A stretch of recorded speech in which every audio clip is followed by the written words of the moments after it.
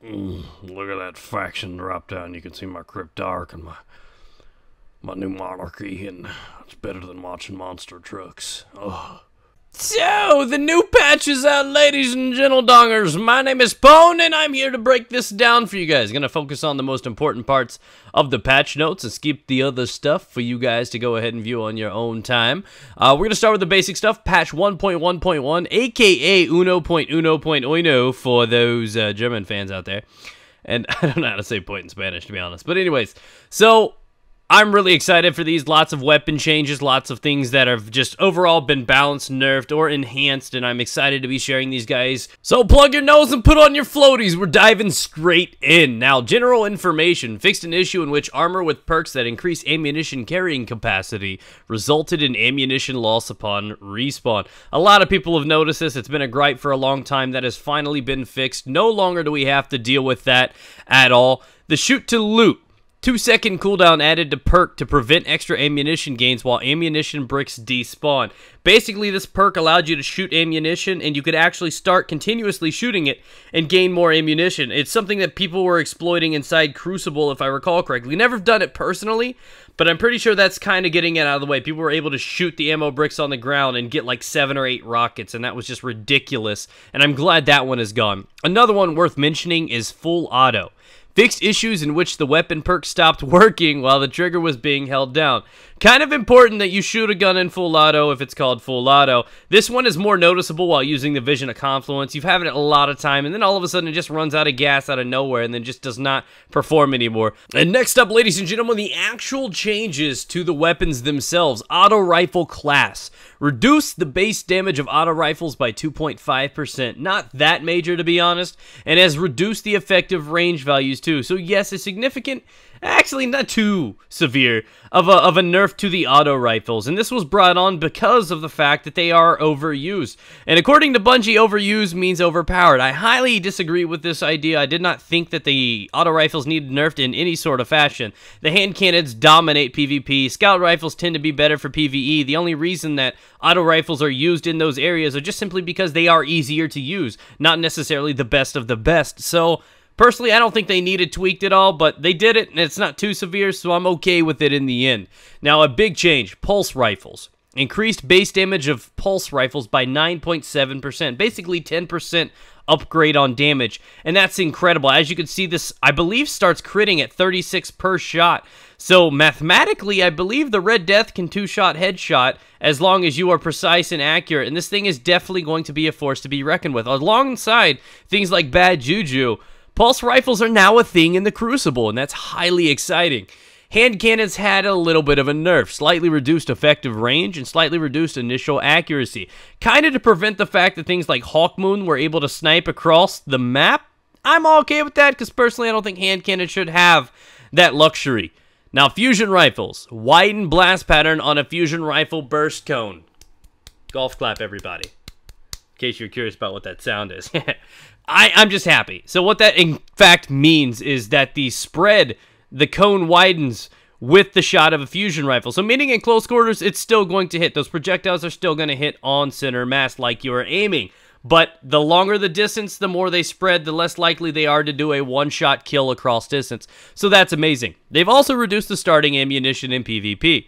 Moving over to shotguns, this one has definitely had some major changes. Increased damage against all non-Guardian combatants by 2 times. That's a 100% increase for shotguns, making these things now a force to be reckoned with in PvE. These things are going to start dropping shields on knights and captains like it's nothing. They're going to be great shield breaker opportunities, and they're going to do heavy damage in close quarters. I can see these things definitely being used in PvE, rock strike, so on and so forth in the near future. Now, for other areas, reduced high-end range values, damage fall-off starts sooner. That's kind of sad, but I get it. Reduced starting ammunition in PvP as well. Again, no too drastic, but, you know, I get it. I get it. And it's not too big of a consequence, seeing as how often, you know, special ammo is available. So be it. Now, over to the activities portion. Strikes.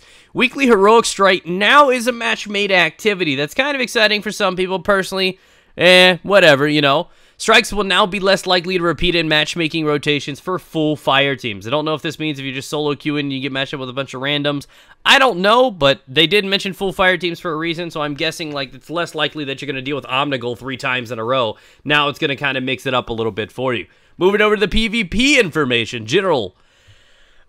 Crucible maps will be less likely to repeat in matchmaking rotations for full fire teams. Fuck yes! How many times in Iron Banner did you get blind watched like 6 times in a row? That is very exciting news, but again, it says for full fire teams. I don't know how that's going to play out, but I would assume it means just for lobbies, because if that is the requirement that you have to have a full team, that's going to be kind of shitty, to be honest. Guardians no longer drop heavy ammunition when killed in PvP. This is something that I've been begging for a long time. I find that there's just too much use of heavy ammo in PvP, and it goes on throughout the duration of the game. Many people can pick it up off of dead bodies, continuously camp them. I just find that it's too heavy of a presence for something as destructive as a rocket launcher or an LMG. So I'm glad that is out of the mix. It's also going to change things up in case you wanted to get a little aggressive and sacrifice yourself. You could rush the enemy heavy ammo, capture it, sacrifice yourself, die, and none of them get it. So it's going to be cool to see how that changes in Crucible and see a little bit more riskiness in the mix. Now, another thing is they also drop less special ammunition when killed in PvP, so it's not completely gone like heavy ammo is, but it's going to be acquired far less now. Completed matches will now award gear with a proper power level, and they've also fixed a bug where there was no audio playing for the bullet that kills them. I didn't even know that was a bug. I didn't know that was a thing, and had I have not read the patch notes, well, I was getting killed by Praedyths all the time, and this new sound, you'll notice it now. It kind of sounds like a baby's diaper exploding in a microwave, and I'm glad I left that image with you, but you'll notice it from here on out, so thank you, Bungie, for adding that kind of noise to the mix. Now, other things in the mix, Iron Banner, when it does return, it will have the smaller maps in the rotation, and bounties can now be completed with headshots from pulse rifles, scout rifles, and hand cannons, more specifically the focused aggression one that has so far only been available for the auto rifles. So now it's open for headshots for all primaries.